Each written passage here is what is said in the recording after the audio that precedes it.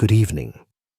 Tonight we follow a disease that moved through silk and squalor with equal indifference, through the bodies of soldiers and kings, artists and criminals, across 5 centuries and every continent on earth.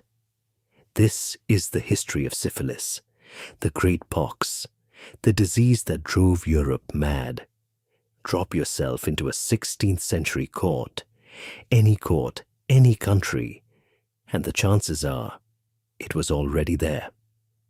Behind the painted portraits and the banquet tables, behind the wigs and the white lead and the elaborate silences, something quiet was at work, something that no wall could stop and no title could deflect. Disease, ignorance, and a terror that moved through the most human of corridors, the body itself. Before we go further, if you are finding rest here, give this video a like and subscribe so you never miss a night. Drop a comment and tell me where in the world you are watching from and what time it is. It genuinely moves me how many corners of the world gather here in the dark. Dim the lights. Settle in. Tonight's journey goes somewhere most histories are too polite to follow. Bones keep their secrets. They hold the slow testimony of centuries in the brittle architecture of a skull, the ridged map of healed inflammation along a shin bone, the pitted face of a nasal aperture that once held cartilage and breath. For the paleopathologists who sift through cemeteries and monastery graveyards, those marks are both clue and cipher. Silent evidence of a disease that changed the maps of medicine, war, and shame. The argument over where syphilis began is an argument about those bones, and about the voyages that stitched the world into a single market of men, goods, and microbes. The soldier did not know what he was looking at. He stood in the dim light of a requisitioned Naples house, February 1495, his tunic half unlaced, staring at something on his skin that had no right to be there. A small, painless sore. Almost nothing. Almost easy to ignore. Around him, the city groaned under the weight of French occupation. Torches guttering in the salt wind off the bay.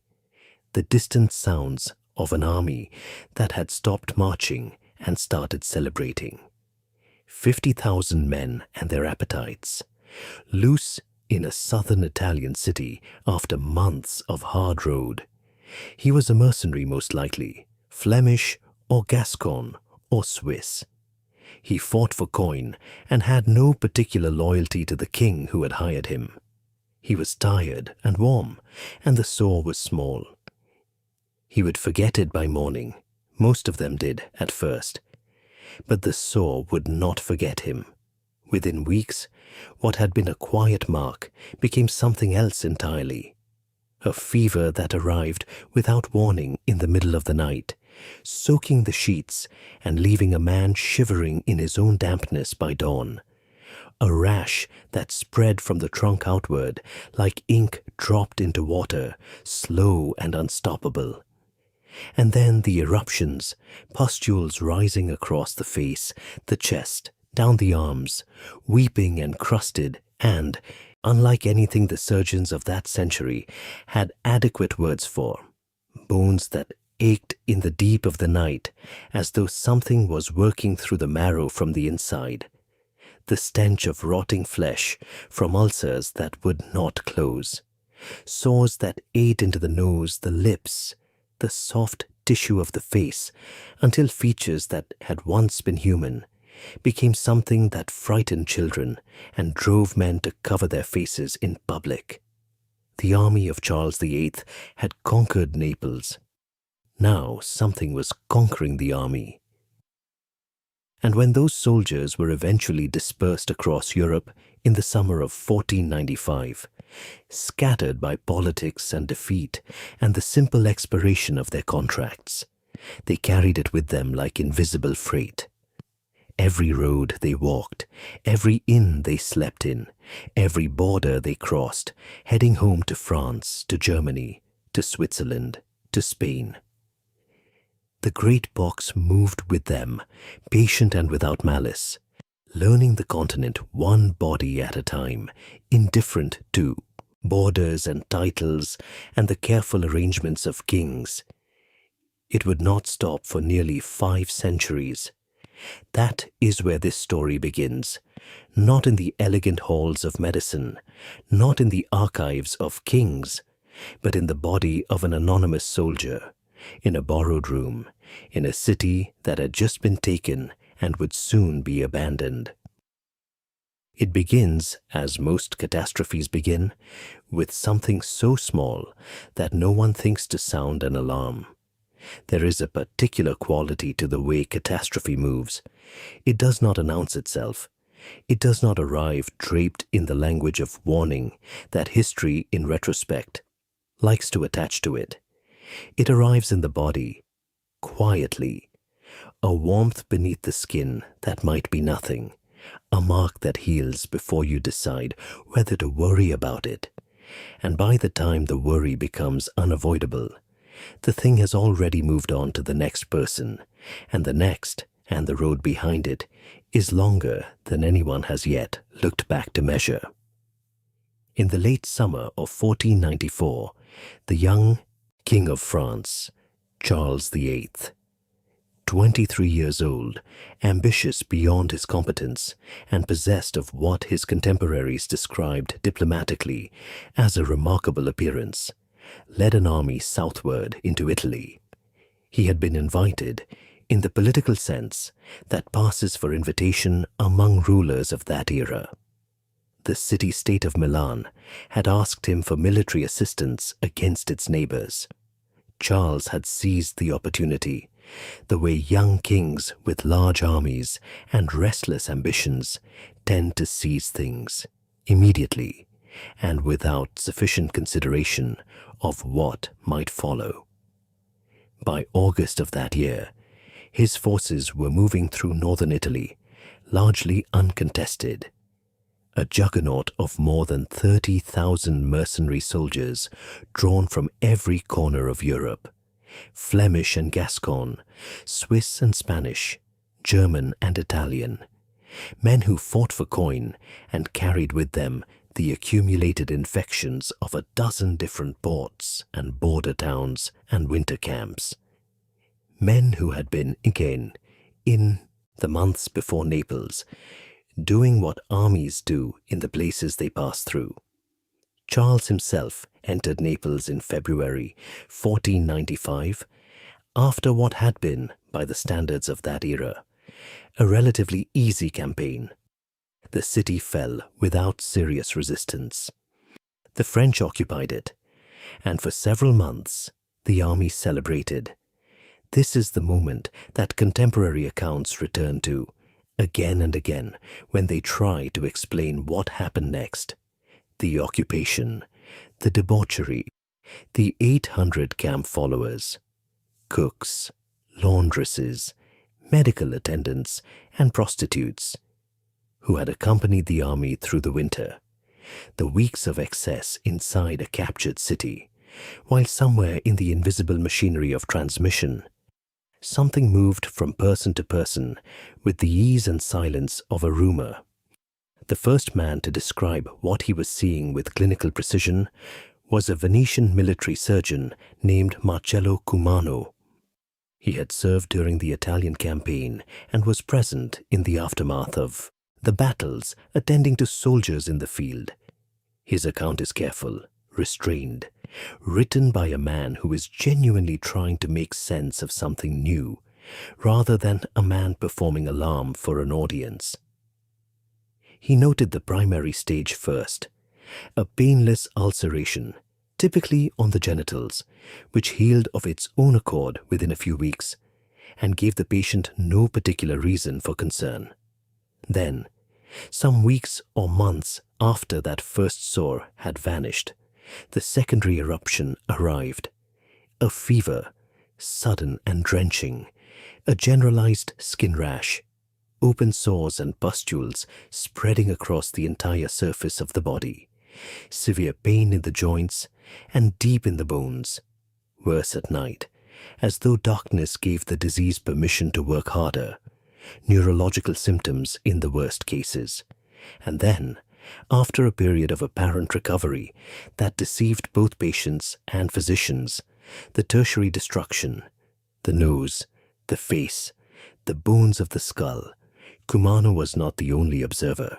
Giovanni da Vigo, who served as surgeon to Pope Julius II, described the same progression, as did physician after physician across the affected territories in the months that followed.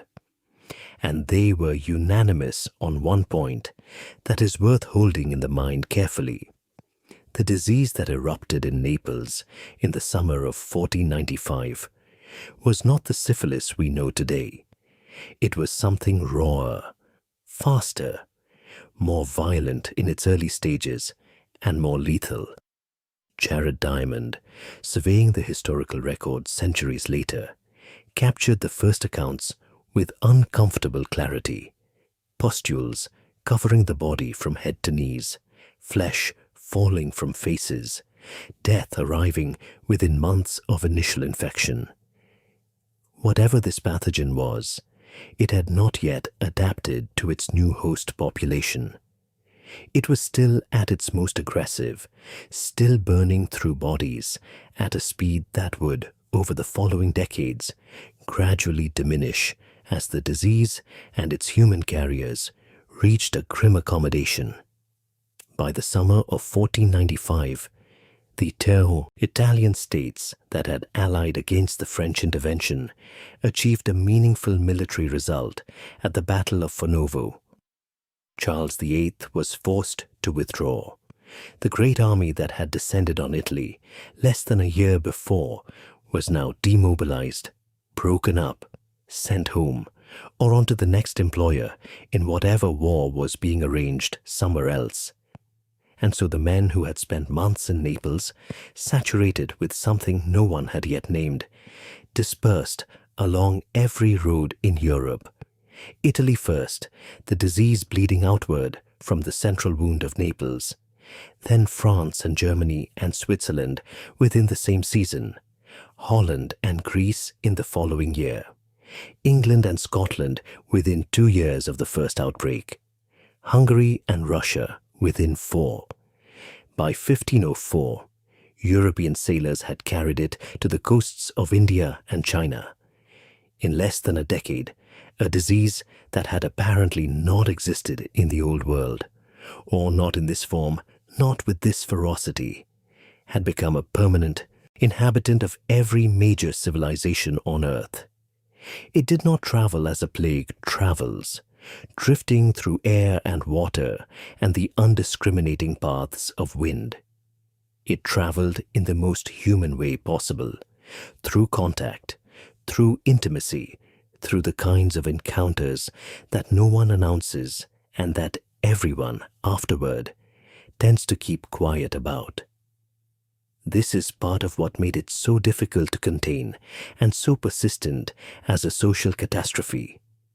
A disease that lived in shame could always find new hosts, because shame reliably prevented the conversations that might have slowed it. Each nation that encountered the pox did what nations tend to do with things they find frightening and foreign. They named it after someone else. In Naples, where it first erupted visibly among the French troops, it was the French disease, the morbus gallicus. In France, with somewhat understandable defensiveness, it was called the Neapolitan disease, or sometimes the Italian evil. In Russia, the Polish sickness. In Poland, the German sickness. In Germany, the French evil. In Scotland, it was the Krangor, or the Spani pocis. In Japan, the Chinese celestial cancer. Every nation gave it to the nation it trusted least, and none of them were entirely wrong in the sense that it had genuinely arrived from somewhere outside their borders. They were simply all wrong about which border, and about the implied moral geography of disease that the naming was meant to establish. It would take until 1530 for a single name to emerge and persist. A physician and poet from Verona named Girolamo Fracastoro wrote a long narrative poem, 3 books in Latin in the tradition of Virgil, about a mythological shepherd named Syphilis, cursed by the god Apollo with a hideous disease as punishment for his impiety. The poem described symptoms, proposed origins, discussed treatments. It blended medical observation with classical mythology in the way that Renaissance scholarship found so natural and that we now find so strange. The name moved out of the poem and into the common usage over the decades that followed.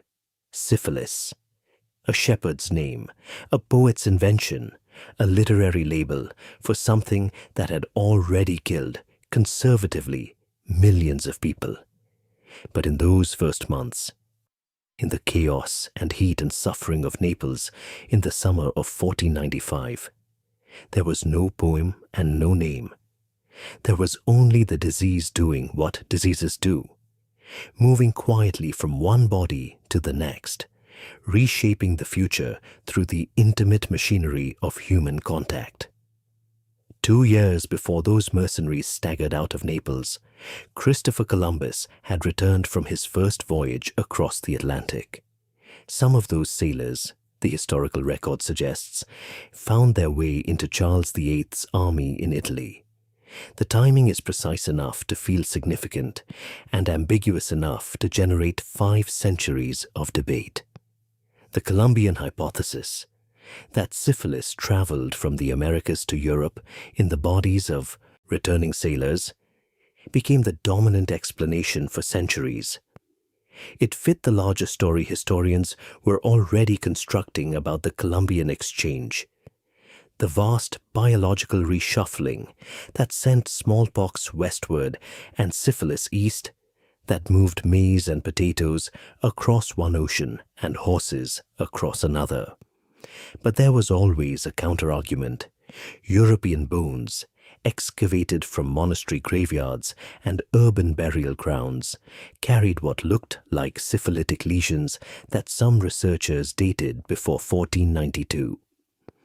The pre-Columbian hypothesis argued that a milder treponemal disease had existed in the Old World long before Columbus, and that the chaos of the late 15th century simply provided conditions for something endemic to become epidemic. The debate continued for 500 years, conducted in medical journals, academic conferences, and forensic laboratories, over bones too old to speak clearly, and DNA sequences too degraded to trust completely. In 2020, ancient treponemal genomes recovered from skeletal remains in Finland, Estonia, and the Netherlands shifted the weight of evidence firmly towards the Atlantic crossing. The venereal form of syphilis, the analysis suggested, was new to Europe. It arrived with the voyages. It arrived, in all probability, in the same season as the parrots and the broken accounts of a world that Europeans had not known existed. The bones knew. They always know. They simply required better instruments to speak.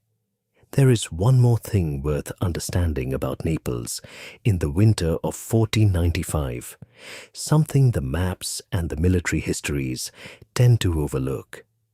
Naples was not merely a city. It was one of the most densely inhabited ports in the Mediterranean world, perhaps 200,000 people, crowded along the bay, layered with centuries of trade and immigration, and the kind of social mixing that port cities produce. When 30,000 mercenaries occupied it, moving freely through a civilian population that had little choice but to accommodate them, the conditions for transmission were not merely present. They were, in the cold vocabulary of epidemiology, ideal. The disease did not need to search for new hosts. The hosts were everywhere, and by the time the army left, what had perhaps been a small seeding of infection in a handful of sailors had become something braided deeply into the population of one of Europe's great cities, and through that city into the roads that led outward to everywhere else. The soldier in his borrowed room was not an isolated case. He was a thread in a web that stretched, by summer's end, across an entire continent. He was, without knowing it, a part of history's most consequential distribution event. And the thing on his skin, small, painless, almost easy to ignore, was only just beginning. The dead do not give up their secrets easily. They hold them in the architecture of old bone, in the slow chemical memory of tissues that have been underground for centuries, in the particular way that disease leaves its signature on the skeleton long after the flesh has gone. A femur that bowed outward under the pressure of chronic inflammation. A skull with small, pitted craters on its surface where infection ate into the outer table of bone. A nasal aperture widened and roughened where cartilage was consumed from within. These marks are not dramatic. They do not announce themselves the way a wound does. They require patience and training, and the willingness to sit with something ambiguous for a long time before drawing conclusions. The people who do this work are called paleopathologists. They move through cemeteries and monastery graveyards and hospital crypts with the quiet deliberateness of people who have made peace with the company of the long dead. They excavate with brushes and small tools. They photograph and measure and catalogue. They take samples for chemical analysis and, increasingly, for the kind of ancient DNA extraction that was not possible until very recently, and in the decades since the history of syphilis became a matter of genuine scientific dispute, they have been the primary witnesses in a courtroom argument that has lasted 500 years and shows only recently any sign of resolution. The argument is this: did syphilis exist in Europe before Columbus returned from the Caribbean in 1493? It sounds like a narrow academic question. It is not. The answer determines whether syphilis is a disease that traveled across an ocean on the ships of European expansion, a consequence, in other words, of contact and colonization, or whether it is something older and more complicated, a disease that was already present in both hemispheres before the two worlds met, and that simply became more visible and more virulent in the chaos of the late 15th century. The answer matters for our understanding of how new diseases emerge, how the movement of human populations reshapes the microbial landscape, and how the history of medicine intersects with the history of empire in ways that are still not fully reckoned with. The Columbian hypothesis has always had the advantage of narrative simplicity. Columbus returned from Hispaniola in March 1493. Some of his sailors, men who had spent months among the indigenous populations of the Caribbean, where treponemial diseases, including a form closely related to syphilis, had been present for centuries, subsequently appeared in various capacities in the military campaigns of the Italian wars. The first documented outbreak of the Great Pox in Europe occurred in Naples in 1495, less than 2 years after Columbus's return. The timing fits. The mechanism is plausible. The logic of the Columbian exchange, that vast and largely unintentional biological reshuffling that accompanied European expansion, makes the Atlantic crossing of syphilis consistent with everything else we know about how diseases move between populations that have had no prior contact. The supporting evidence from the Americas is substantial. Skeletal remains from the Caribbean, Mexico, and the Andes show characteristic treponemal lesions, the same kind of bone damage that paleopathologists associate with syphilis, dated confidently to well before 1492. The pitted craters on the skull, known as caries sicca, the thickened bowed tibiae, known as saber shin, the gummatous destruction of the facial bones. These marks appear in pre-Columbian American remains with consistency and frequency, suggesting that treponemal disease was endemic in the Americas long before European contact. A pathogen with a long history in one population, encountering a new population with no acquired immunity, will often behave in exactly the way the Great Pox behaved in Europe in 1495, with exceptional ferocity, burning fast and bright, before gradually becoming less lethal, as the population it inhabits develops some degree of resistance. The pre-Columbian hypothesis is quieter and more stubborn. It points to European graves excavated from medieval burial sites in England, Italy, and elsewhere, where bones bear what some researchers identify as syphilitic lesions, and where radiocarbon dating places the burial before 1492. The pitting on the skulls, the remodeled tibiae, the facial destruction. If these lesions are genuinely syphilitic, the argument goes, then the disease was present in Europe before the Atlantic voyages, and the Naples outbreak represents not the introduction of something new, but the explosive acceleration of something already present, driven perhaps by the unusual social conditions of the Italian wars.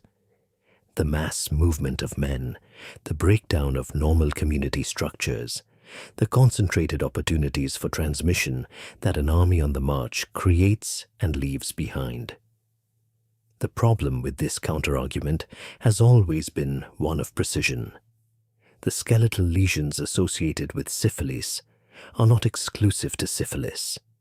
They overlap significantly with the marks left by other treponemal diseases, including yaws and Beitel, which are non-venereally transmitted and were present in the Old World. They also overlap with the damage caused by tuberculosis and certain fungal infections, identifying a pre-Columbian European skeleton as definitively syphilitic rather than suffering from one of these other conditions requires a degree of certainty that the bones themselves rarely provide. And the radiocarbon dating of medieval remains is complicated by a factor known as the marine reservoir effect, the way that eating seafood shifts the apparent carbon isotope ratio in a skeleton, making it appear older than it actually is. Several pre-Columbian European skeletons that seemed to support the hypothesis have, when corrected for this effect, yielded dates that fall after 1492. In 2020, a major research effort brought ancient DNA analysis to bear on the question with a directness that earlier work had not achieved. Treponemal genomes were recovered from skeletal remains in Finland, Estonia, and the Netherlands. Individuals who had died in the late 15th and early 16th centuries. The genetic analysis revealed something important. The strains of Treponema pallidum found in these early post-contact European skeletons were closely related to the strains found in pre-Columbian American remains, and significantly different from the strains associated with the non-venereal treponemal diseases that had been present in the Old World. The evidence pointed with a clarity that bone morphology alone could not provide, toward the Atlantic crossing, towards the ships, toward the sailors who had been in the months before Naples, somewhere else entirely. The bones knew. They had known all along. They simply needed the instruments that the 21st century could provide to say so plainly. But here is the thing about the origin debate that tends to get lost in the technical arguments over radiocarbon dates and phylogenetic trees. It ran alongside the disease itself for centuries. While physicians and scholars argued about where syphilis had come from, the disease was busy establishing itself in the bodies of the people least able to deflect it: the poor, the itinerant, the sexually active young, the soldiers and the prostitutes and the sailors, who constituted the nervous system of a continent in perpetual motion. And alongside all of them, concealed behind very different walls, it was also establishing itself in the courts and palaces of Europe's most powerful families. Because the Great Pox did not discriminate. Not really. Poverty and exposure made transmission more likely, and shame made treatment less likely. And those two forces combined to make syphilis disproportionately devastating to those who had least. But the spirochete itself, that corkscrew-shaped bacterium whose existence the physicians of 1495 could not have imagined, moved through contact, alone. It required only the right moment. And in the intimate, crowded, sexually active world of the Renaissance court, those moments were not rare. The aristocracy of the late 15th and 16th centuries understood contagion imperfectly and concealment perfectly.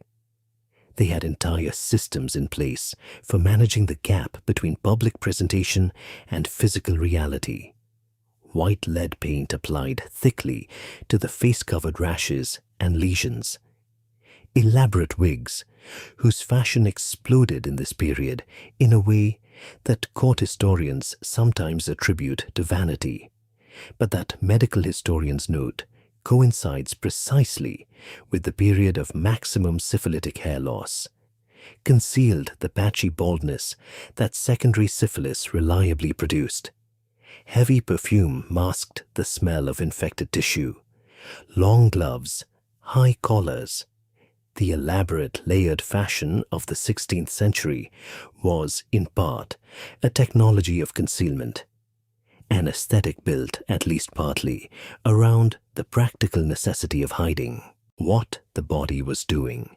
Consider the case of Cesare Borgia, son of Pope Alexander VI, brother of Lucrezia Borgia, the most feared political operative of his generation, a man whose cruelty Machiavelli studied with a mixture of horror and admiration and eventually held up as a model in The Prince. Cesare was diagnosed with syphilis, most likely contracted in the early 1490s, and his physician was Gaspar Torella, one of the most experienced syphilis doctors in Rome. By the early 1500s, the disease had progressed to the point where Cesare's face, once described by contemporaries as strikingly handsome, was covered in lesions and pustules that he could not hide. He began wearing a mask in public, not a ceremonial mask, not a carnival accessory, but a velvet covering worn to conceal facial disfigurement so severe that he had calculated it was less politically dangerous to appear masked than to let the court see his face unguarded. This is not a footnote. This is the reality of syphilis in the courts of the Renaissance. It was everywhere. The Spanish physician Gaspare Torella, who treated members of the papal court, noted that in southern Spain the disease he called pudendagra was known as morbus curialis, the disease of the court, because of its association with courtly life. In France it was called mal de cour for the same reason. In Eastern Europe it was known as the malady of palaces. The people naming it this way were not being ironic. They were observing something true, that the disease had found a home in exactly the places where power and wealth and intimate social mixing converged. Kings, with some probability, were among its victims.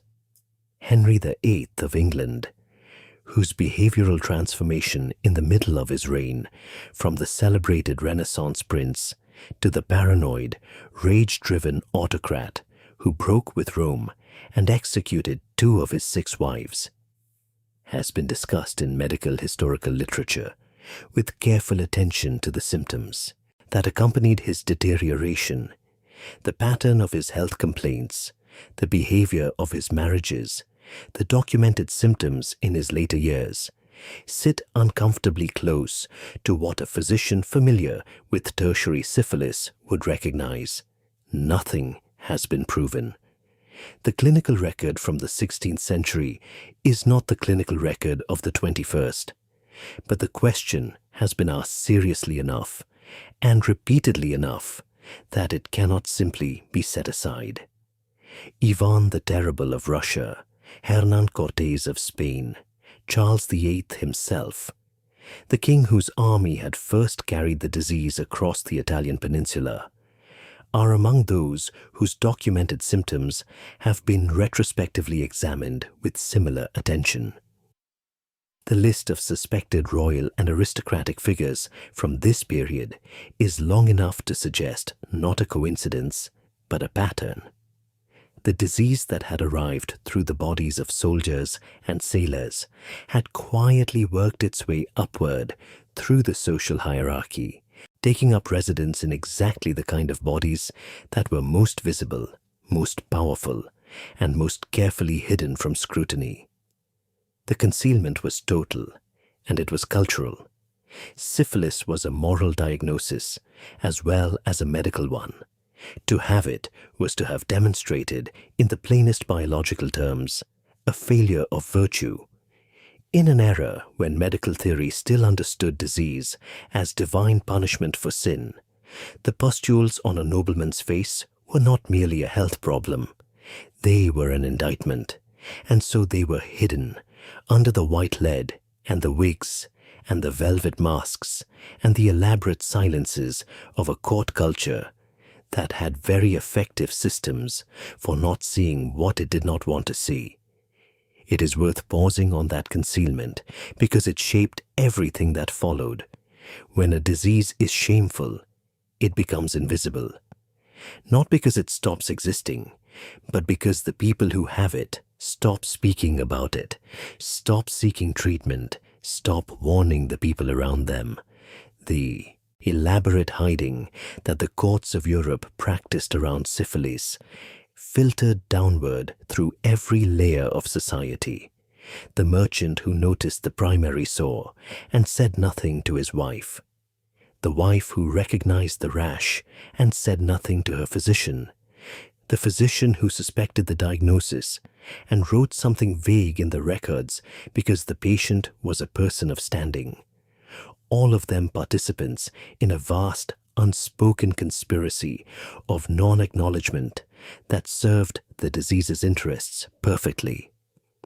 Syphilis required silence to travel, and silence in the 16th century was something every institution of power was extremely well equipped to provide.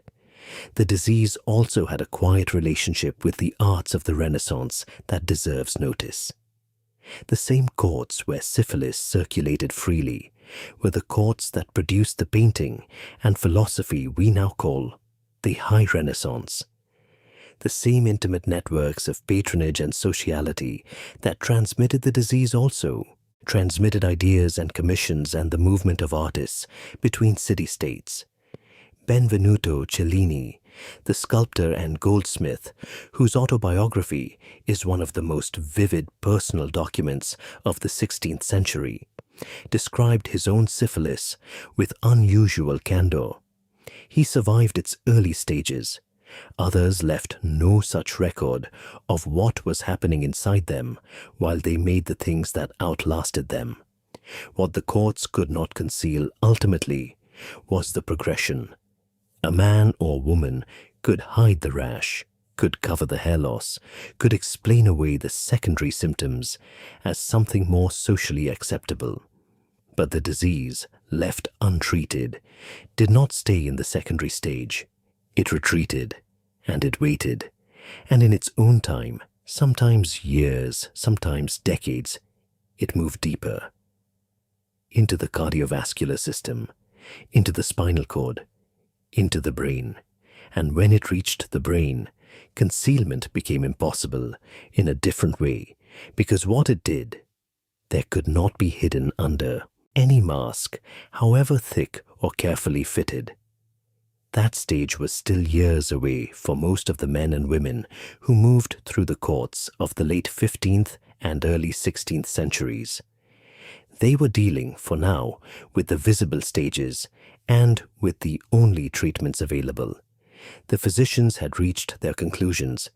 The disease required expulsion, and the substance that promised expulsion, dangerous, painful, and in heavy doses almost certainly lethal, was already waiting.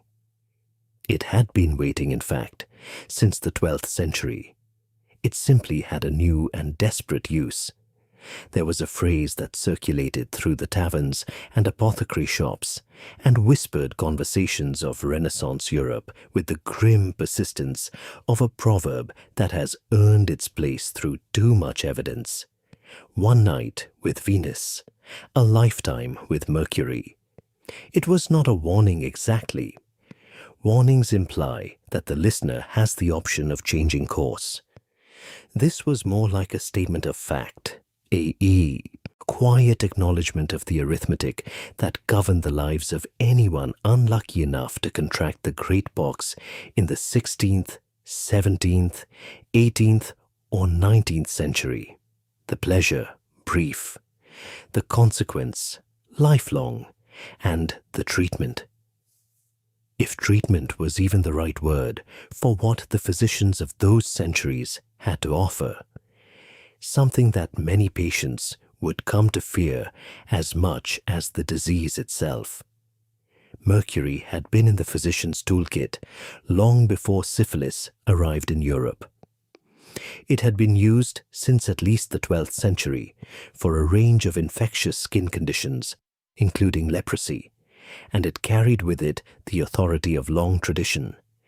That particular kind of medical confidence that derives not from evidence of efficacy, but from the sheer weight of years of use.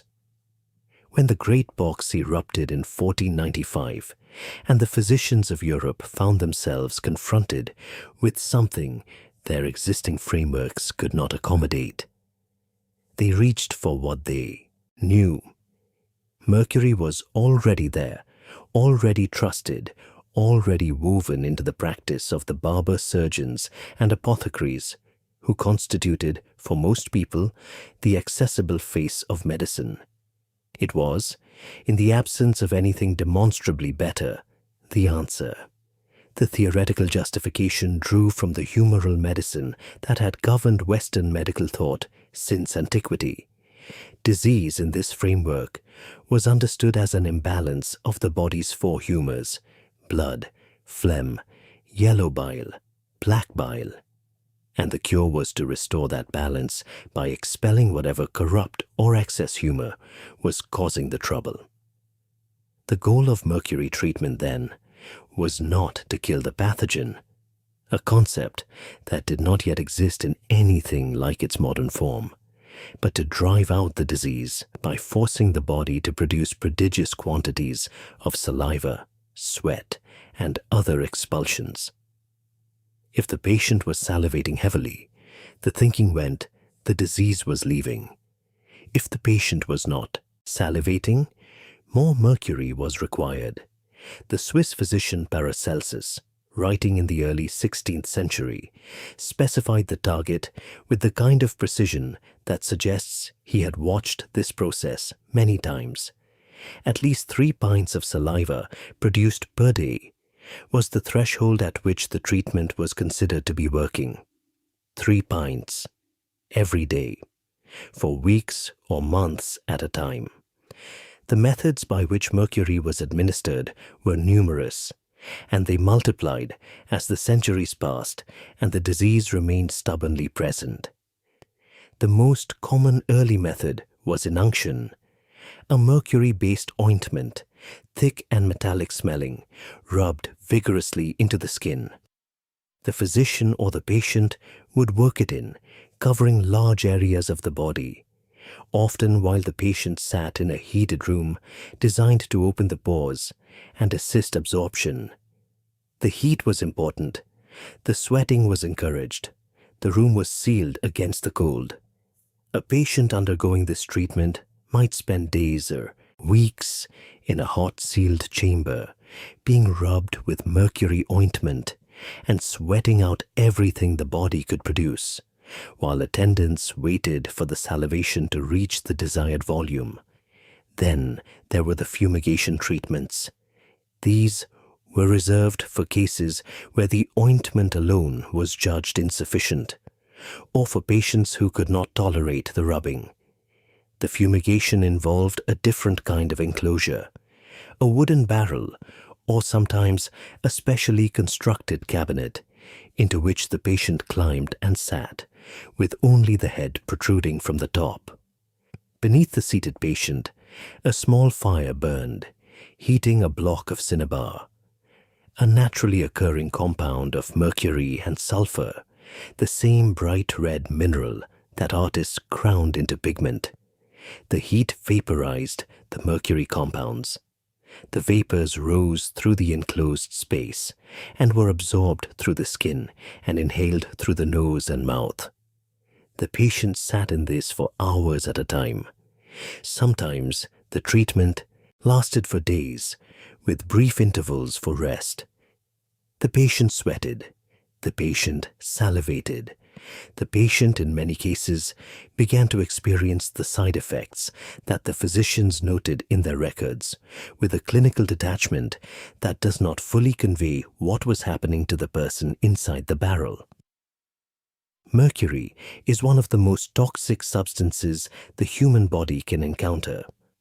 In the doses required to produce the salivation that the physicians considered therapeutic, it was not merely uncomfortable. It was systematically destructive. The gums swelled and became tender, then ulcerated. The teeth, loosened by the inflammation of the surrounding tissue, began to move in their sockets and then to fall out. Not one or two teeth, many teeth. Patients who had undergone prolonged mercury treatment were often identifiable by the gaps in their mouths long after the treatment had ended. The jaw could be affected as a whole, the bone itself necrotizing under the assault of the metal that had been forced through the tissues. In severe cases, the cheeks developed holes, the tissue simply giving way, exposing the gums and the tongue and the interior of the mouth to the open air. The neurological effects were equally severe. Mercury poisoning, which is precisely what these treatments produced in varying degrees, causes a syndrome that physicians of a later era would call mercurial erethism. A constellation of symptoms including tremors, progressive muscle weakness, pathological shyness, anxiety, depression, and, in serious cases, frank dementia. The patients receiving mercury for syphilis were, in a significant proportion of cases, becoming progressively more neurologically damaged by the treatment while they waited for it to cure the disease. This was not invisible to the physicians who administered it. Many of them expressed doubts. Many of them noted the side effects in their records. Some of them argued against mercury and in favor of alternatives. Their voices, as is usually the case when a lucrative and well-established treatment is challenged, were largely not heard. Numerous patients died as a result of the mercury treatment rather than the disease itself. This was observed, documented, and largely absorbed into the existing framework without changing the framework. The deaths were attributed to the severity of the underlying disease, or to errors in dosage, or to the particular weakness of the individual patient. The treatment itself was not indicted. Mercury remained the dominant therapy for syphilis for 450 years. From the first years of the epidemic in the late 15th century until the early decades of the 20th. 4.5 centuries of a treatment that regularly killed its patients and that the medical profession continued to administer. Because in the honest reckoning of a physician quoted in an American medical journal in 1910, it seemed to be doing something as opposed to nothing. There was an alternative, briefly fashionable in the 16th century, that deserves mention partly because of its history and partly because of the strange theological logic that made it attractive. Guayacum was a wood, dense and resinous, that came from the Caribbean island of Hispaniola, the same island where Columbus had first made landfall and where, according to the Columbian hypothesis, the disease had originated. The proponents of Guayacum argued that God had, in His mercy, provided the cure in the same place as the disease. The theological symmetry was appealing. What the body required of it was another matter. Guayacum required the patient to drink a hot preparation of the wood while remaining in a sealed and heated room, sweating copiously for weeks. It worked, when it worked at all, by producing the same copious perspiration that Mercury was supposed to produce without the catastrophic toxicity. What it also lacked was any measurable effect on the spirochete. Patients who completed the Guayacum treatment and declared themselves cured had been, in most cases, simply observing one of the disease's natural dormant phases, periods when the secondary symptoms resolve on their own regardless of treatment, and the infection retreats into the tissues to wait. The physicians of the 16th and 17th centuries were not stupid. Many were brilliant, rigorously observant people, operating within the constraints of what their era's biology could explain. They noticed, for instance, that patients who developed high fevers in the course of other illnesses sometimes seemed to improve from their syphilis simultaneously. This was a real observation. The spirochete is, in fact, somewhat heat-sensitive, and fevers produced by other infections can, in some cases, reduce its activity. This observation would eventually lead, centuries later, to one of the stranger chapters in the history of syphilis treatment: the deliberate induction of fever by infecting patients with malaria. The Austrian physician Julius Wagner-Jauregg developed and championed this approach, then treating the malaria afterward with quinine. The logic was precise, and the method was genuinely therapeutic in some cases of advanced neurosyphilis. Wagner-Jauregg received the Nobel Prize in Physiology or Medicine in 1927 for his work, Malaria as a Cure for Syphilis. The age demanded its own strange remedies, but that development lay centuries ahead from the patients sitting in their fumigation barrels, sweating and salivating, and losing their teeth in sealed rooms across Europe. For them, the arithmetic was simple and unforgiving.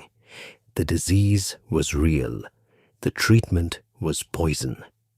And the shame attached to the diagnosis meant that many patients delayed seeking any treatment at all, arriving at the physician's door only when the symptoms had become impossible to conceal, which meant often that they had already passed through the primary and secondary stages into the period of apparent remission that preceded the worst of what was to come. The phrase on the barrel said it clearly enough. A French woodcut from the 17th century showed a man seated in one of these fumigation devices, and inscribed on the side of the barrel were the words "Pour un plaisir, 1000 douleurs," for a pleasure, 1,000 pains. The patient in the image sits with his head protruding from the top of the barrel, and his expression carries the particular quality of a person enduring something that he has been told, on authority, is helping him. Whether he believed it is not recorded. It is worth understanding what 450 years of mercury treatment meant in human terms. Generation after generation of syphilitic patients, some infected through a single encounter they could not undo, some born to infected mothers, spend months of their lives in sealed rooms and fumigation barrels, having poisonous metal worked into their skin by practitioners who charged generously for the privilege. The wealthier the patient, the more treatment they could afford, and the more treatment they received, the more the poison damaged them alongside the disease. The poor, who could not afford extended mercury courses, sometimes fared better simply because they received less of it. Hospitals dedicated to syphilis treatment existed in major European cities by the early 16th century. Bologna's Ospedale di San Giobbe, founded specifically to treat the Great Pox, operated from the 1500s until 1798, nearly 300 years of mercury treatment administered in the name of cure. The institution outlasted the humoral theory, outlasted several dynasties, outlasted the scientific revolution. It closed in the end, not because medicine had found something better, but because an army had arrived. There is a particular melancholy to the idea of all those patients across all those centuries, sitting in their sealed rooms, enduring something that was damaging them in the genuine belief, or the desperate hope, that it was also helping them. Medicine does this. It finds something that seems to work better than nothing, builds an infrastructure of theory and practice and economic interest around it, and then finds it very difficult to dismantle, even when evidence against it accumulates. Mercury for syphilis is one of the longest and most fully documented examples of this tendency in medical history. The patients paid with their teeth and their nerves, and in many cases, their lives. Because here is the truth that the physicians in their fumigation rooms never quite confronted directly. The mercury was not curing syphilis. It was, at best, occasionally slowing it. More often, it was simply producing a different set of symptoms that could be mistaken by the optimistic or the wishful for improvement. The spirochete retreated into the tissues. During the natural dormant phases of the disease, the patient felt better, and the treatment received the credit. Then the disease progressed, and the treatment was administered again, until eventually syphilis moved beyond the stage where any remedy the physicians possessed could reach it. And what happened in that final stage was something that none of the patients who sat in those barrels had been warned about. Not fully. Not in terms that conveyed what was actually waiting for them in the years ahead. It did not announce itself with a rash or a fever or a sore that could be covered with white lead or hidden under a wig.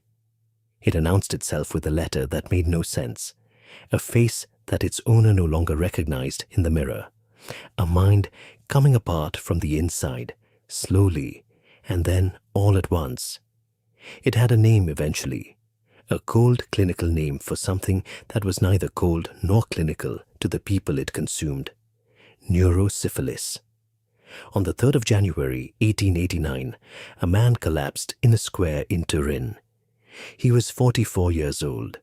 He had spent the previous decade producing some of the most consequential philosophical writing of the 19th century, work that would go on to influence existentialism, psychoanalysis, literature, and the self-understanding of the modern world in ways that are still being traced. The day before his collapse, he had written letters to several friends and colleagues that were, depending on how generously one reads them, either the most lucid things he had ever written, or the first clear evidence that something had broken irreparably inside him. In one, he signed himself Dionysus. In another, the Crucified. He had been, by his own account in the months prior, in a state of extraordinary creative energy, sleeping very little, writing prolifically, experiencing what he described as a sense of illumination so intense it was almost physical. He had been experiencing that for years, in fact. Long periods of productivity and what felt like visionary clarity, interrupted by periods of severe headaches, visual disturbances, nausea, and the kind of bone-deep fatigue that seems designed specifically to contradict the brilliance that precedes it. His correspondence from the previous 2 decades is a meticulous record of a man managing a body that was doing something to him that neither he nor his physicians fully understood. He complained of pain. He complained of the ease. He complained of the weakness that arrived without warning and stayed for weeks. He treated himself with various remedies and consulted various physicians and received various diagnoses, none of which quite fit. In Turin, on the 3rd of January, something ended. The accounts differ on the precise details of what happened in the square. One version has him witnessing a horse being beaten by its driver and throwing himself across the animal's neck in an act of uncontrollable distress. What is not disputed is what followed. He was taken back to his lodgings incoherent. His friend and colleague, Jacob Burckhardt, received a letter so alarming that he immediately contacted the philosopher Peter Gast, who traveled to Turin to accompany the collapsed man back to Basel. What Gast found was not the Friedrich Nietzsche, who had written Thus Spoke Zarathustra and Beyond Good and Evil, and the extraordinary autobiographical torrent of Ecce Homo, finished just weeks before. What Gast found was someone else, someone who could not hold a coherent conversation, someone who crouched in corners, someone who, in the months and years that followed, would drink his own urine, embrace visitors he did not recognize, and produce, on the piano in the asylum at Jena, sounds that could not be called music. He would live for another 11 years. He wrote nothing more. The disease that did this to Friedrich Nietzsche is now understood with a clarity that the physicians of 1889 did not possess. What they observed was a rapid and catastrophic deterioration of a brilliant mind. What they could not see, because the bacterium that causes syphilis would not be identified until 1905, and the clinical understanding of its neurological effects would develop only gradually after that, was the mechanism. The corkscrew-shaped spirochete, Treponema pallidum, crossing the blood-brain barrier after years of silent residence in the body, the slow erosion of the myelin sheaths that insulate nerve fibers, the progressive destruction of the tissue of the brain itself, proceeding through the stages that later physicians would organize under the clinical acronym paresis, personality disturbances, affect abnormalities, reflex hyperactivity, eye abnormalities, sensorium changes, intellectual impairment, slurred speech. Each letter a category of damage. Together, a portrait of a mind being taken apart from the inside. Nietzsche had been treated for syphilis in 1867 at the age of 23. The evidence for this is strong enough that the medical historian Deborah Hayden, in her careful study of the disease's famous victims, concluded that his case is as well documented as any posthumous diagnosis can be. His letters from 1867 onward describe, with painful precision, the progression of secondary syphilis, the skin sores, the bone pain, the visual disturbances, the weakness. His later correspondence describes what looks, in retrospect, unmistakably like the long latent period during which the disease retreats into silence, not gone, but waiting, before the tertiary stage arrives. The most productive year of his philosophical career was the year immediately before his breakdown. The intensity and scope of what he produced in those final months before Turin have led some scholars to speculate about the strange relationship between neurosyphilis and creative output in its early tertiary phase. The way the progressive loss of inhibitory mechanisms in the brain, as cortical tissue is slowly destroyed, can produce in some individuals a period of apparent heightening before the final collapse. Whether this is true in any particular case cannot be proven, but the pattern appears in enough well-documented histories to make the question worth holding. What is certain is that on January 3rd, in a square in Turin, a great mind went out. Not quickly, not cleanly, but in the way that neurosyphilis tends to end things. Slowly at first, then with a completeness that left nothing recognizable behind. Nietzsche is perhaps the most philosophically significant of syphilis's famous victims, but he is not the most viscerally documented.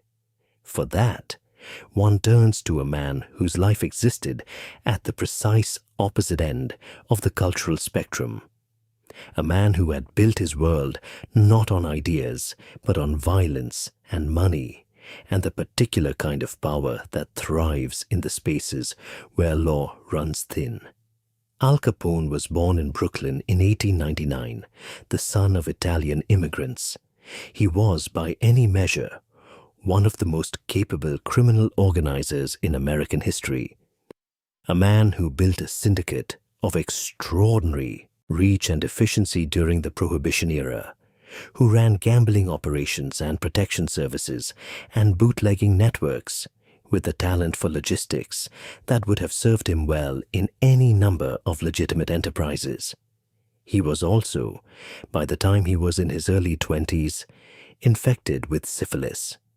He had contracted it in Chicago, almost certainly in the bordellos that were part of the criminal infrastructure he was joining, and he had made the decision, out of shame or bravado or simple avoidance, not to seek treatment. It was a decision that would, over the next 2 decades, quietly dismantle everything he had built. The primary and secondary stages of syphilis passed through his body as they pass through most bodies that carry them, with symptoms that could be explained away, minimized, attributed to other causes. The latent period that followed offered no symptoms at all, and no symptoms meant, in the logic of a man who did not want to confront the diagnosis, that there was nothing to confront. By the time Capone arrived at Alcatraz in 1934, convicted of tax evasion, the disease had been resident in his central nervous system for years. It had been doing what it does in that stage, silently and without announcement, while he ran his empire and gave his famous interviews and smiled for photographers with the particular confidence of a man who believed himself indestructible. What the guards at Alcatraz encountered was a deterioration so gradual that it was easy, at first, to attribute to the stresses of incarceration. Capone failed to follow instructions, not defiantly, which would have been consistent with his reputation, but in the blankly uncomprehending way of a man who genuinely could not process what was being asked of him. He wore his winter coat and hat and gloves while sitting in his heated cell, and when asked why, offered no coherent explanation. He smiled at things that were not funny, with the strange, unmoored smile of a man whose emotional responses had been decoupled from his circumstances. He was, on some days, remarkably lucid, coherent enough that his wife May, who visited faithfully, seized on these intervals as evidence that he might be recovering. On other days, he was entirely elsewhere. In February of 1938, he was formally diagnosed with syphilis of the brain, neurosyphilis. The disease he had declined to treat 20 years earlier had reached, finally, the destination it had been moving toward all along. He was released from Alcatraz in November 1939 on grounds of his medical condition. By that point, the prison physicians had concluded, with clinical precision, that his mental age was equivalent to that of a 12-year-old child. The most feared criminal in America had been reduced, by a spirocheat he had been too ashamed to acknowledge, to a man who could not follow a simple conversation. He lived until 1947 under his wife's care in their Palm Island estate in Florida. Doctors treated him with bismuth and triparsamide, and, in a grim echo of the methods Wagner Joerg had pioneered, with deliberately induced malaria. None of it restored what the disease had taken. He died of cardiac arrest following a stroke, his brain already carrying the full architecture of neurosyphilitic destruction. His autopsy revealed the extent of the damage that had been accumulating since that first untreated exposure in Chicago, moving through his body at its own pace, following the schedule that the spirocheat sets, and that no criminal organization and no personal force of will can alter. Capone and Nietzsche are only the most frequently cited of neurosyphilis's famous victims, but the list is long enough to constitute something like a dark census of the 19th and early 20th centuries. The composer Hugo Wolf, whose songs are among the most sophisticated settings of German lyric poetry ever written, died in an asylum in Vienna in 1903 after years of progressive mental deterioration. Guy de Maupassant, the French short story writer, whose prose style influenced nearly every writer who came after him, spent the last 2 years of his life in an asylum after attempting to cut his own throat, his mind consumed by the disease he had contracted in his youth and treated inadequately. Scott Joplin, who invented ragtime and spent his final years trying to finish an opera he could no longer hold clearly in his mind, died in 1917 in a state hospital in New York. The opera was performed incompletely after his death. The composer was gone long before his body followed. The list extends further. The painter Edouard Manet, the composer Gaetano Donizetti, the poet Charles Baudelaire, Lord Randolph Churchill, father of Winston, who descended in his late 40s into a dementia so severe and so publicly visible that his colleagues in the House of Commons watched it unfold in real time without fully understanding what they were witnessing. Each name a life that was moving in one direction, and then, at some point, traceable with retrospective precision to the tertiary phase of a disease contracted years or decades earlier, began moving in another. What neurosyphilis does, in its most fundamental sense, is take a person who was one thing and make them into something else.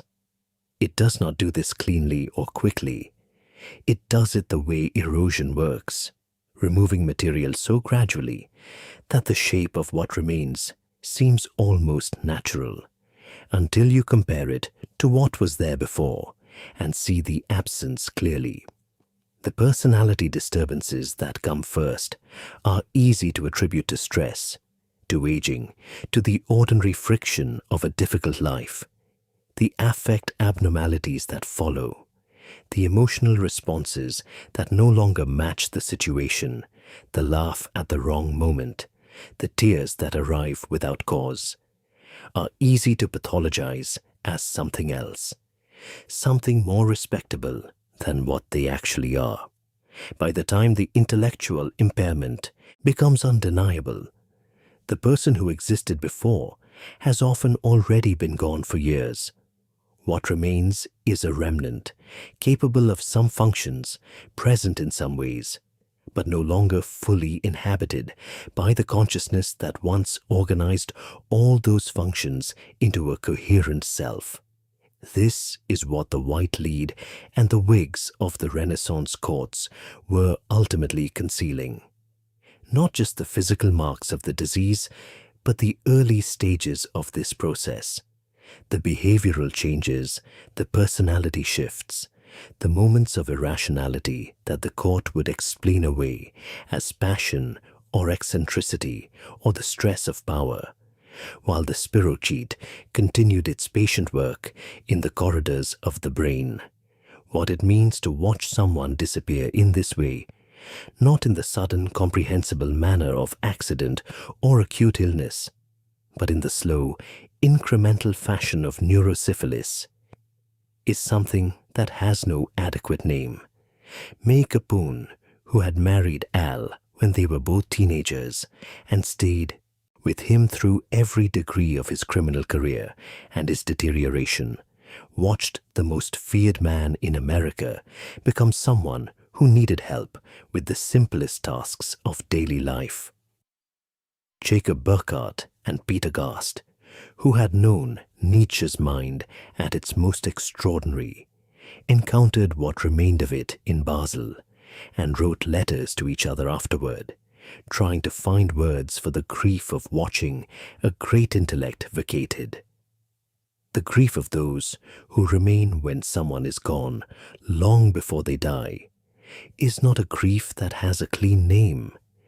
It does not resolve. It simply continues alongside the person who is still technically present but is no longer, in the ways that mattered most, there. The composers and writers and philosophers who appear on the long census of syphilis's famous victims left behind, in their work, a record of what the disease consumed, the compositions that ended unfinished, the manuscripts abandoned mid-sentence, the letters that begin coherently and end in fragments. Those marks, on the bodies, on the minds, on the work, on the people who witnessed the decline, are what 4 centuries without an effective treatment look like from the human side of the history. The disease had been doing this for 4 centuries by the time Nietzsche fell in Turin. It would continue, in the absence of any effective treatment, for decades more, until a morning in 1928 when a careless scientist returned from holiday and noticed something on a petri dish that should not have been there. But before that morning, there was a darker chapter still, a chapter in which the disease was understood, the cure was known, and someone decided that certain people did not deserve to receive it. In 1932, in Macon County, Alabama, 600 men were recruited into a medical study. They were told they were being treated for bad blood.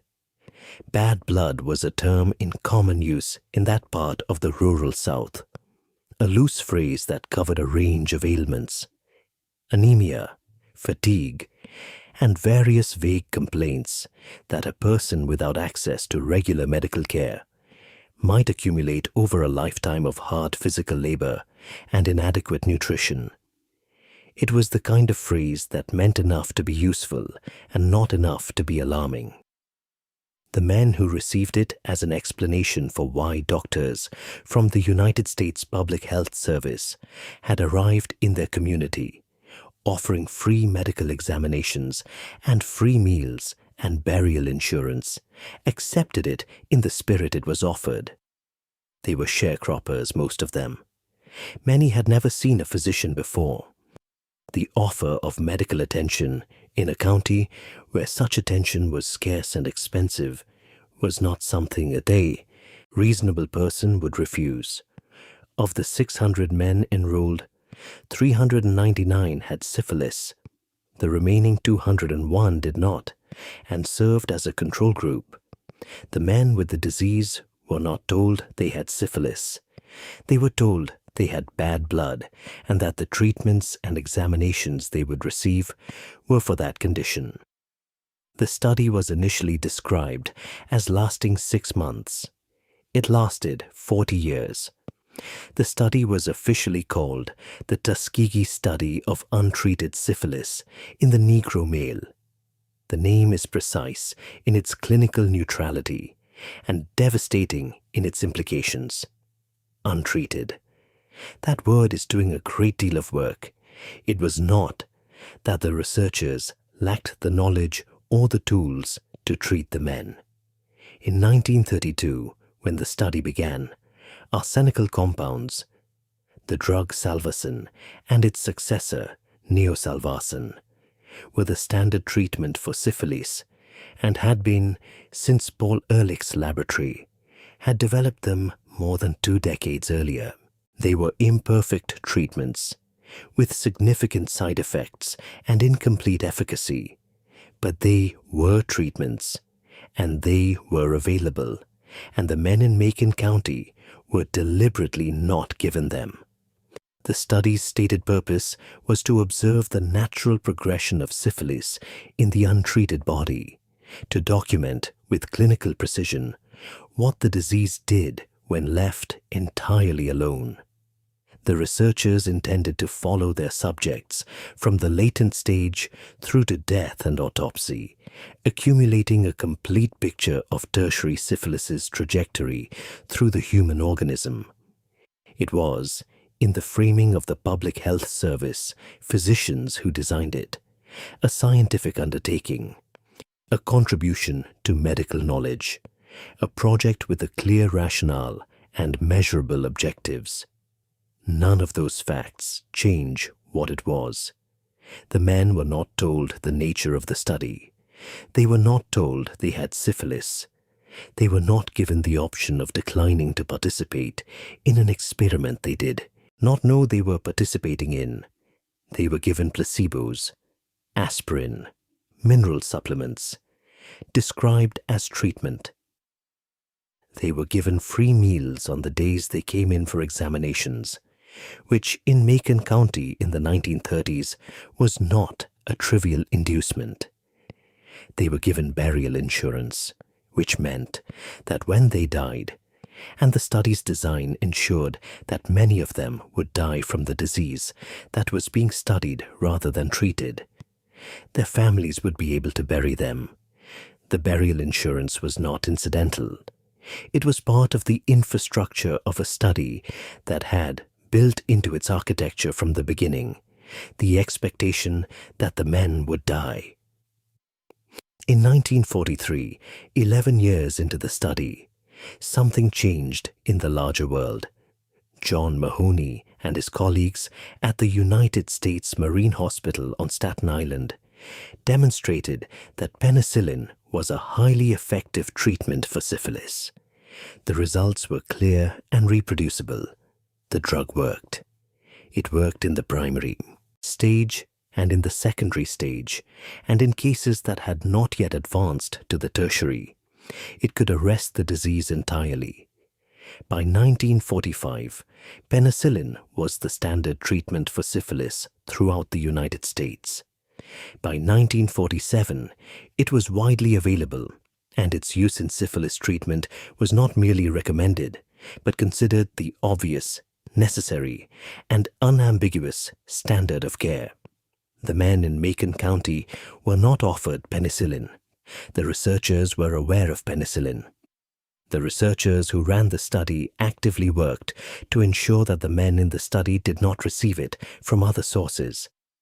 When the men received draft notices during World War II, notices that would have resulted in their being examined by military physicians who would have identified their syphilis and treated it, the Public Health Service intervened to have them exempted from the draft.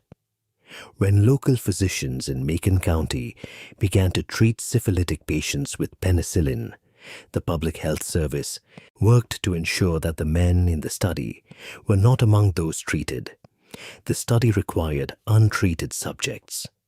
Untreated, they would remain. The logic that supported this decision was articulated with striking candor by the study's administrators when they were later pressed on the point. One senior official, reflecting on the decision to withhold penicillin even after it became available, told journalists that it would have been undesirable to treat the men because doing so would have interfered with the study. The study required that its subjects remain untreated. The fact that a safe and effective treatment now existed did not change that requirement. The study was more important than the men. They said this. They believed it. They acted on it for decades. By the time the study was finally terminated in 1972, not because any administrator of conscience had decided to end it, but because a whistleblower named Peter Buxton had leaked the documents to a journalist named John Heller of the Associated Press, who published the story on the front pages of newspapers across the country. The numbers were as follows. 28 men had died directly from syphilis. 100 more had died from complications related to the disease. 40 of their wives had been infected. 19 of their children had been born with congenital syphilis, born already carrying the disease into a life they had not yet begun, because their fathers had been enrolled in a study that required them to go untreated, and because no one had told their mothers that their husbands were infected. 74 of the original subjects were still alive when the study ended. Of the 399 men who had entered with syphilis in 1932, that was what remained, 74. The rest were gone, taken by the disease or by the complications that the disease, left untreated for 40 years, reliably produces. The public outcry that followed Heller's story in July 1972 was immediate and significant. Congress held hearings. A federal advisory panel concluded, in language careful but unambiguous, that the study was ethically unjustified and that its results were disproportionately meager compared with the known risks to the human subjects involved. The study was terminated in November of that year. In 1973, the surviving participants and the heirs of the deceased filed a class action lawsuit, settling for $10 million divided among the living, the widows, and the families of those who had died. The living participants received $37,500 each. The government refrained for 25 years from any formal acknowledgement of wrongdoing. In 1997, President Bill Clinton stood before a small group of survivors in Washington and issued a formal apology on behalf of the United States government. He called what had been done deeply, profoundly, morally wrong. He said it was an outrage to the nation's commitment to integrity and equality. He announced a federal grant to establish a national center for bioethics in research and healthcare at Tuskegee University, an institution built on the site of the betrayal, devoted to ensuring that the principles violated there would be studied and taught and embedded in the practice of medicine. He was correct in his apology. He was correct in his assessment. The survivors who were present to hear those words were very old men by then. The ones who had not survived were not there to hear anything. There is something that needs to be said about the Tuskegee study that the clinical summaries sometimes leave out, something that the numbers and the formal ethical verdicts do not fully capture.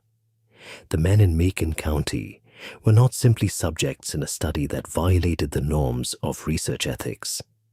They were men who had been told by representatives of the federal government of the United States that they were receiving medical care. They believed this. They came for their examinations. They took the aspirin and the mineral supplements they were given. They cooperated with the physicians who visited their community and told them that the treatment for bad blood was ongoing and that they should continue to come in. They trusted the institution that was, in the same years, deliberately ensuring that they would not recover from the disease that institution was studying in their bodies. That trust was the mechanism. The study could not have run for 40 years without the trust of the men it was studying. They were not passive. They were participants in what they genuinely believed was a program of medical care. And that belief, entirely reasonable, entirely human, entirely the product of what they had been told by people in positions of official authority, was the instrument of their destruction. Consider what cooperation looked like in practice. These men came in regularly. They answered questions. They allowed their blood to be drawn and their bodies to be examined. They returned year after year because they had been told that returning was part of receiving care.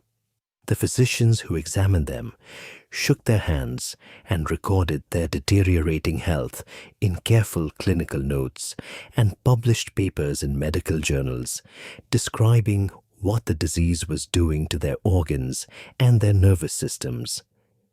The papers did not describe the men as victims. They described them as subjects.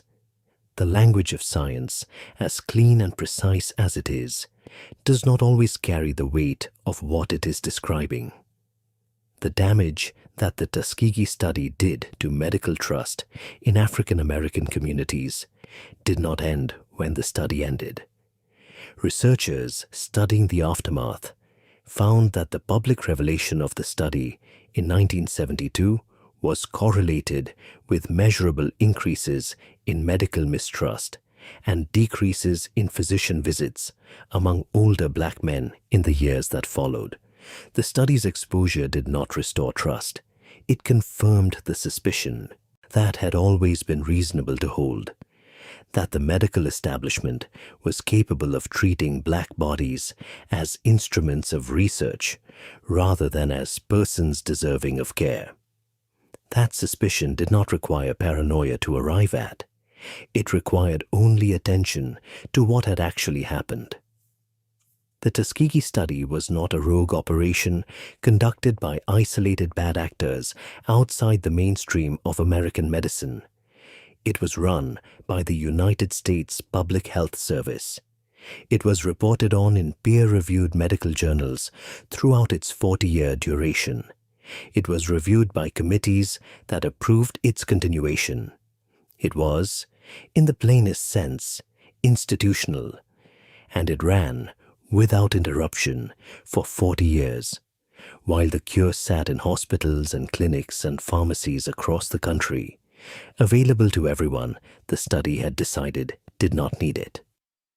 There is one more element to this chapter that the history demands be included, though it was not known until 2010 when the Obama administration apologized for a separate program conducted in Guatemala from 1946 to 1948. In those 2 years, the same public health service researchers, including a physician named John Cutler, who would go on to become a senior figure in the Tuskegee program, deliberately infected hundreds of Guatemalan prisoners, soldiers, and psychiatric patients with syphilis and gonorrhea without their knowledge or consent. The purpose was to test whether penicillin could prevent, rather than merely cure, syphilis infection. The results were never published. Some of those deliberately infected never received treatment. The same researchers, the same years, the same logic.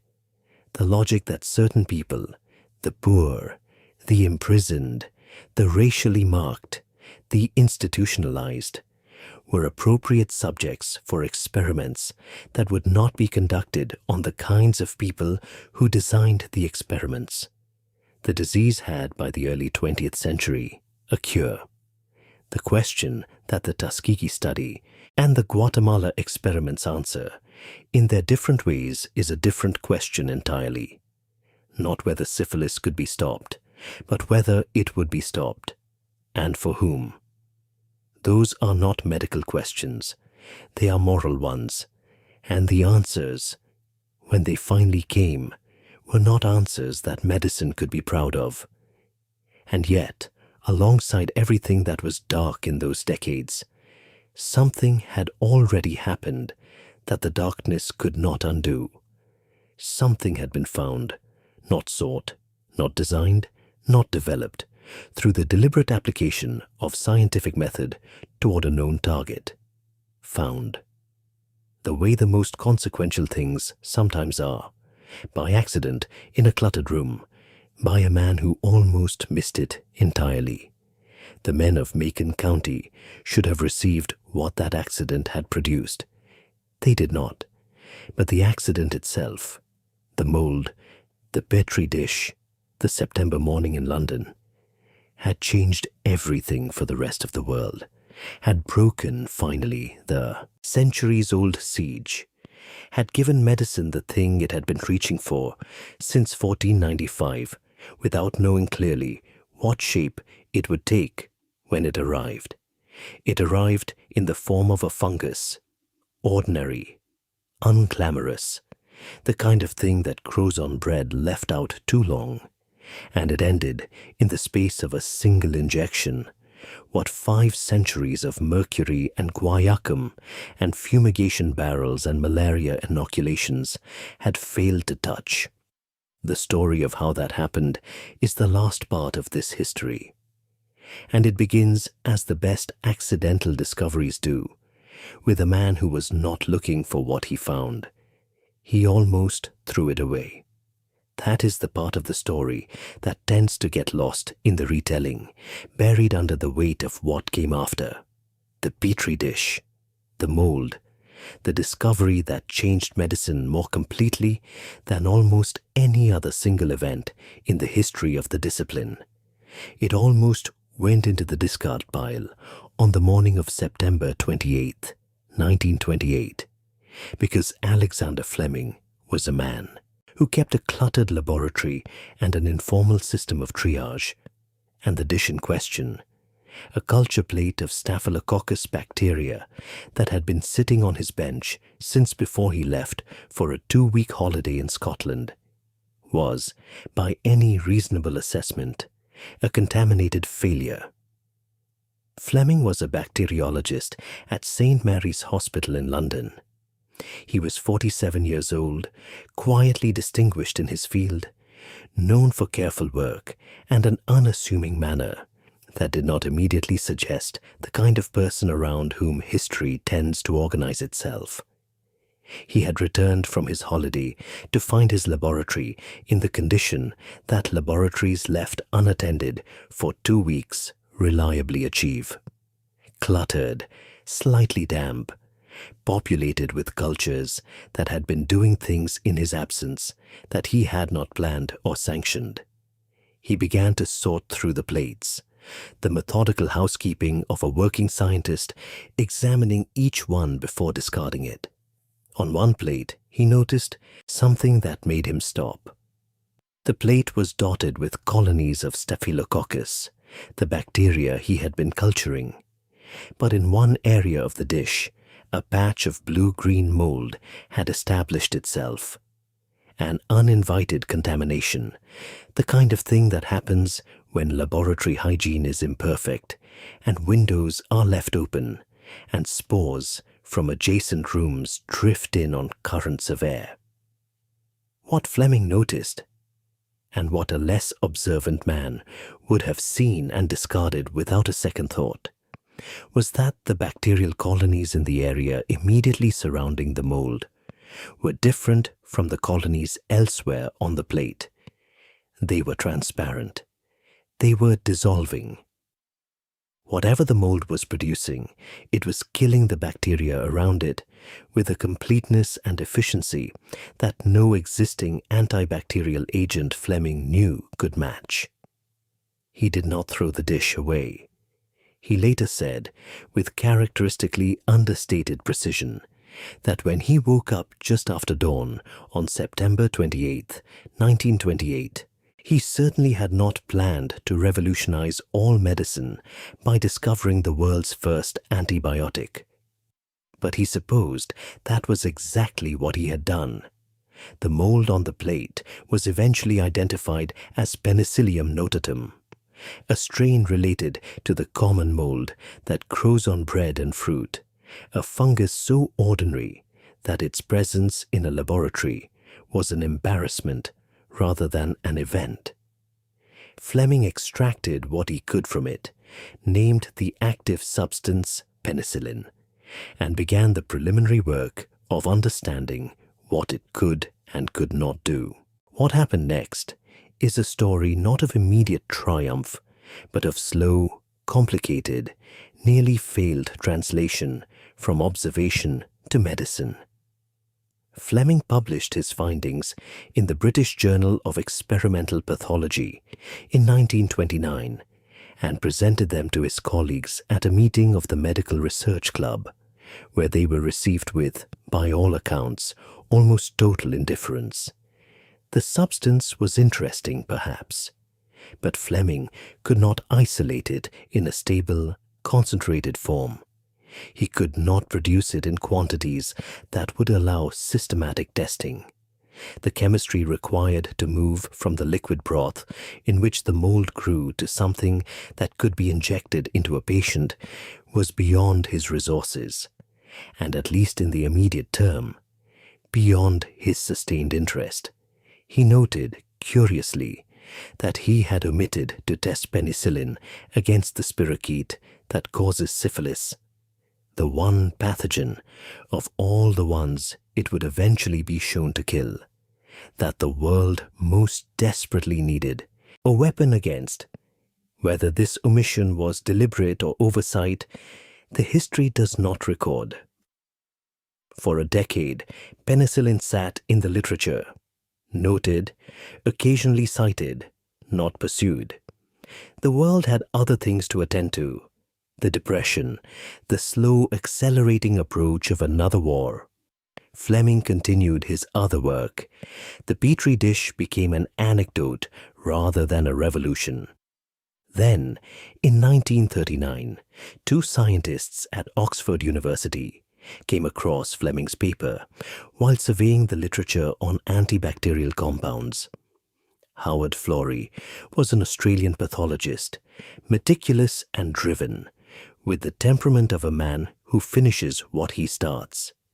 Ernst Chain was a German Jewish biochemist who had fled Nazi Germany in 1933 and brought to Oxford both exceptional technical skill and the particular urgency of a man who understood, from personal experience, what happened when the world's institutions failed. Together, with a team that included the biochemist Norman Heatley and several others, they set about doing what Fleming had not: isolating penicillin, purifying it, producing it in quantities sufficient to test, and then testing it. The early animal experiments were extraordinary. Mice infected with lethal doses of Streptococcus bacteria and then treated with penicillin survived. Mice infected with the same dose and left untreated died. The difference was complete and reproducible. By 1941, the Oxford team had produced enough purified penicillin to attempt the first human trial. A police constable named Albert Alexander, who had developed a catastrophic infection following a scratch from a rose thorn, an infection so severe that his face was being consumed by abscesses, and his physicians had no remaining options. He was given penicillin. Within 24 hours, he had begun to improve. Within days, he appeared to be recovering. Then, the penicillin ran out. The team had not been able to produce enough to complete the course of treatment. They attempted to recover the drug from the patient's urine, extracting and re-administering it in a desperate recycling loop that was both scientifically ingenious and heartbreaking in its insufficiency. It was not enough. Albert Alexander relapsed and died. But the brief interval of improvement had demonstrated something that could not be disputed. The drug worked. The principle was proven. The problem was not the medicine. The problem was supply. The supply problem was solved, ultimately, not in England, but in the United States. And not by university laboratories, but by pharmaceutical companies operating under the pressure of wartime necessity. By 1943, the United States War Production Board had identified penicillin as a military priority and was coordinating the efforts of more than 20 companies to produce it at scale. The quantities involved were staggering in their growth. 400 million units available in the first 5 months of 1943. And by the time the war ended, American companies were producing 650 billion units every month. The mold that had drifted through a window in a London laboratory and contaminated a petri dish had been transformed in 15 years into an industrial process of extraordinary scale.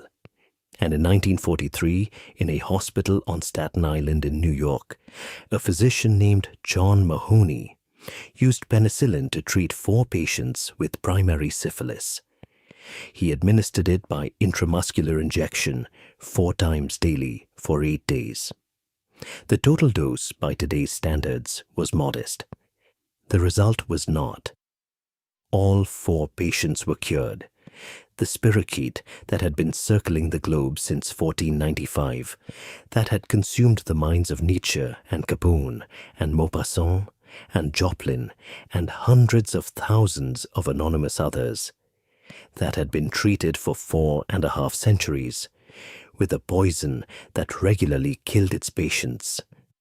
That spirochete was killed in these 4 people by a substance derived from a mold on a petri dish, killed cleanly, quickly, and without the devastating side effects that had attended every previous attempt at treatment.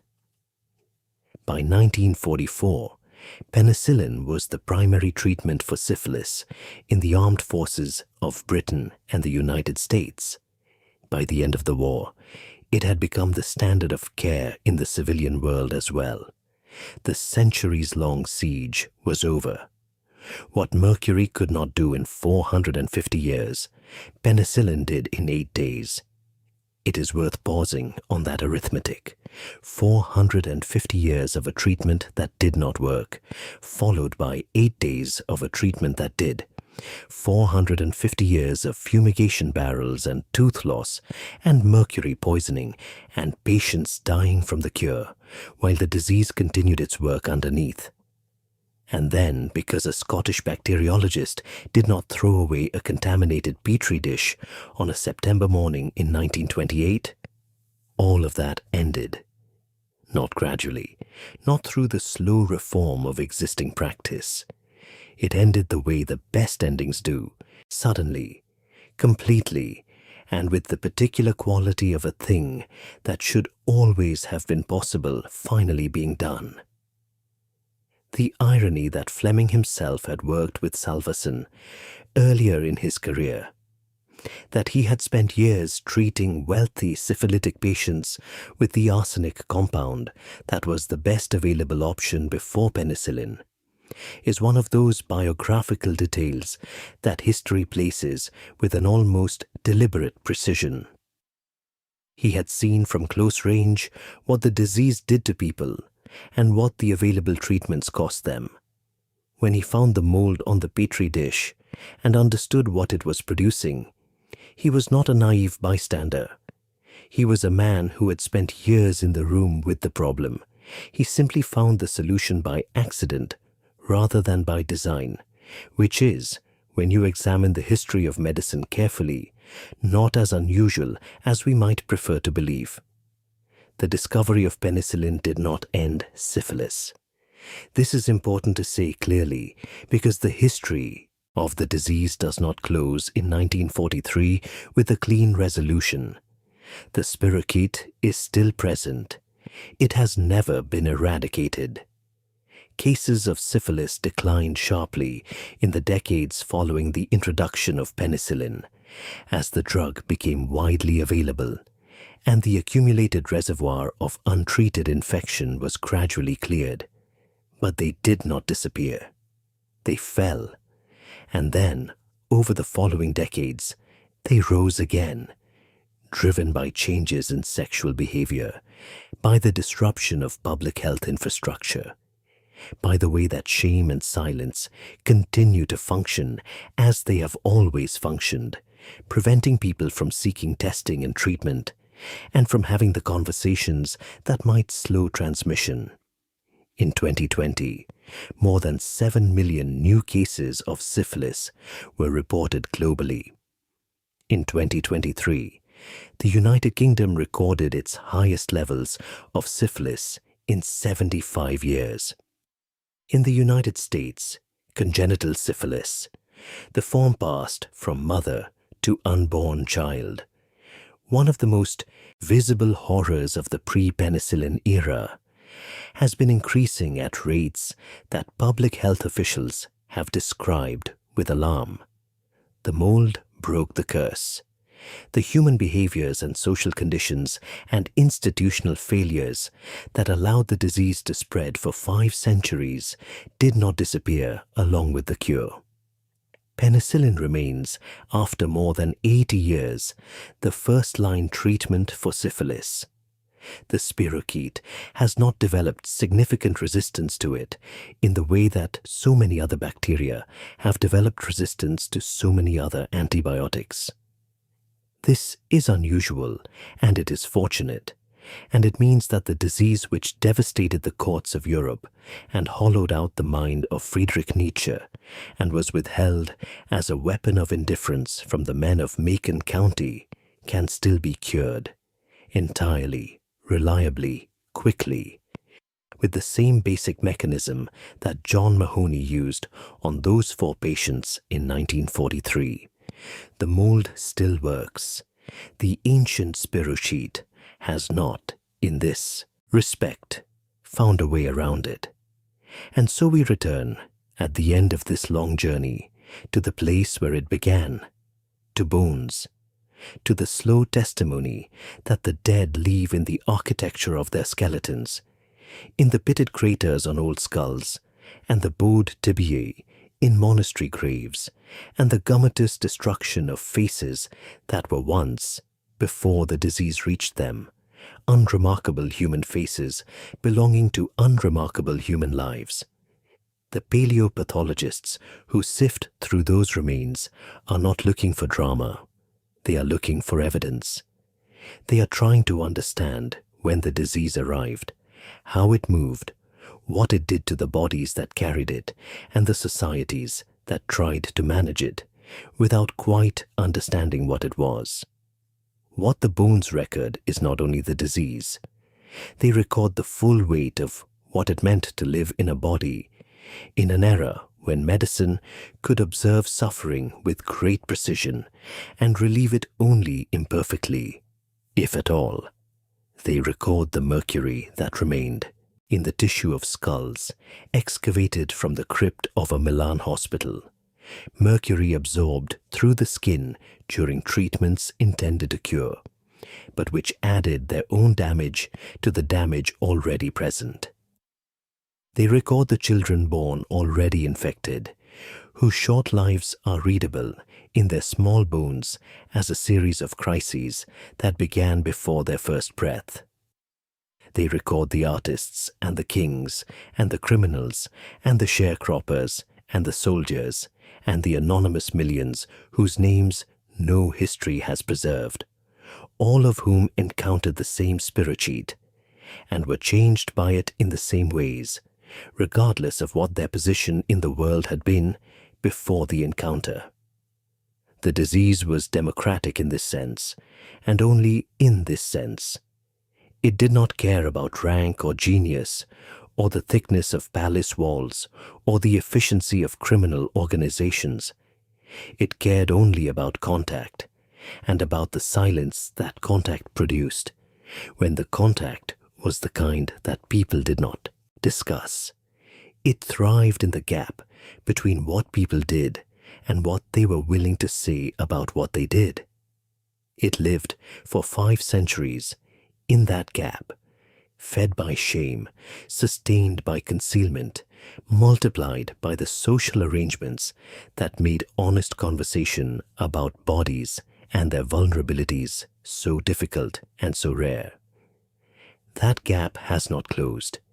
It has narrowed in some places and some communities through education and the gradual erosion of some of the specific stigmas that the Renaissance attached to venereal disease. But it persists.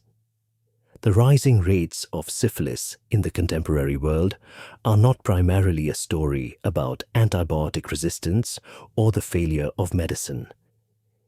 They are primarily a story about the conditions under which people seek or avoid testing and treatment, about the social and economic circumstances that make honest engagement with a diagnosis easy or difficult or impossible, about the institutions supposed to support that engagement and the history of betrayal. Tuskegee, Guatemala, and older betrayals still. That makes trust in those institutions something that has to be earned rather than assumed.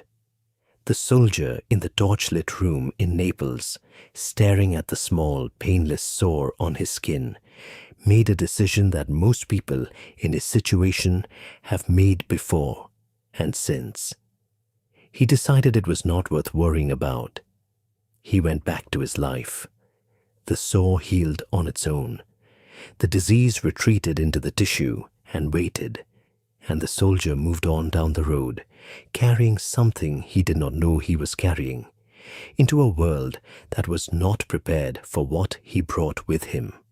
5 centuries later, in clinics and hospitals and public health offices across the world, physicians and nurses and epidemiologists are still dealing with the consequences of that decision, and all the decisions like it that have been made in the years since, still treating the disease that the mold can cure, still trying to close the gap between the cure that exists and the people who need it. The bones keep their secrets. The living do not have that excuse. The lights now are yours to turn back on.